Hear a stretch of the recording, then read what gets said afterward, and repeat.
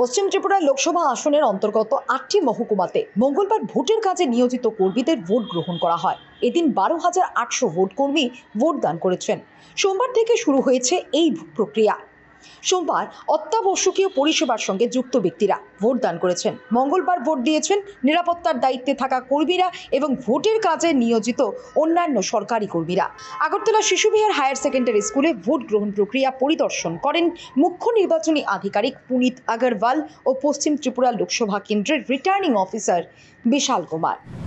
Process of election has started with the announcement of Lok Sabha election by Election Commission on 16th of March. But the preparation for conducting free, fair and peaceful election had started a few months back. That means from November, December onwards, preparation have already started.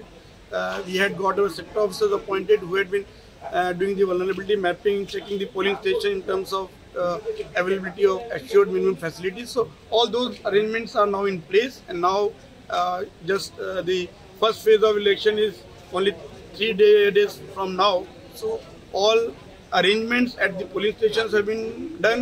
The polling parties have been formed. They are being given today here these postal ballot voting facility. The EDCs are being given so that those polling officials can cast their vote on the day of polling, that is on 19th April itself, in any nearby polling station. And the security forces, we have already got central armed paramilitary forces from outside, total 84 companies who are doing area domination, flag marches, mobile patrolling to instill confidence among all voters that they can cast their vote without any